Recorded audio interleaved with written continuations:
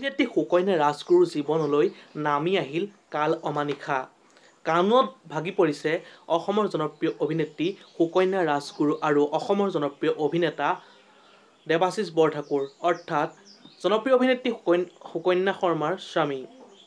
সবিশেষ জানিবলৈ অলপো স্কিপ নকৰাকৈ ভিডিঅ'টো শেষলৈকে চাই থাকিব। বৰ্তমান দুয়ো ভাগি পৰিছে আৰু কান্দি কান্দি সামাজিক মাধ্যমত এটা পোষ্ট শ্বেয়াৰ কৰিছে যে কাল অমানিশা আছিল সেই ৰাতিটো। নমস্কাৰ প্ৰিয় বন্ধু বান্ধৱীসকল, আপোনালোক সকলোকে স্বাগতম জনাইছোঁ আমাৰ চেনেলৰ অন্য এটা নতুন ভিডিঅ'লৈ।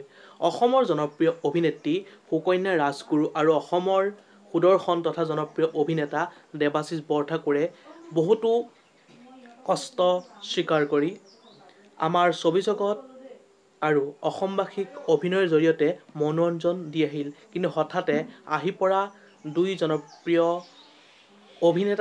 অভিনেত্ৰী তথা স্বামী স্ত্ৰীৰ এই খবৰে কন্দুৱাই তুলিছে অসমবাসী তথা অনুৰাগীক। অসমৰ জনপ্ৰিয় অভিনেত্ৰী সুকন্যা ৰাজগুৰুৰ জীৱনলৈ নামি আহিছে এক কালধুমুহা। কালধুমুহা বুলি ক'লেও ভুল নহ'ব, কিয়নো প্ৰতিজন মানুহে বহু কষ্ট স্বীকাৰ কৰি বিভিন্ন ধৰণৰ কাম কৰি টকা উপাৰ্জন কৰে আৰু সাঁচি ৰাখে। অসমৰ জনপ্ৰিয় অভিনেত্ৰী সুকন্যা ৰাজগুৰু আৰু জনপ্ৰিয় অভিনেতা দেৱাশিছ বৰঠাকুৰেও বহু কষ্ট স্বীকাৰ কৰি অৰ্থাৎ সকলোৱে জ্ঞাত যে অভিনয়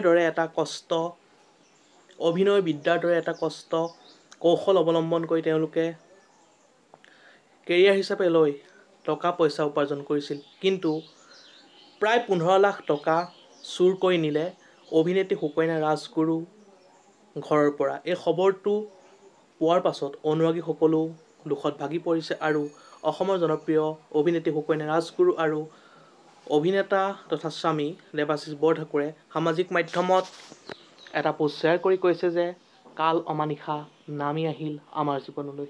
ভিডিঅ'টো আছিল ইমানেই। যদি আপোনালোকে চাই ভাল পালে তেন্তে লাইক, কমেণ্ট, শ্বেয়াৰ আৰু যদি নতুনকৈ আমাৰ চেনেলটো চাই আছে ছাবস্ক্ৰাইব কৰি দিব বুলি আশা ৰাখিলোঁ। ধন্যবাদ।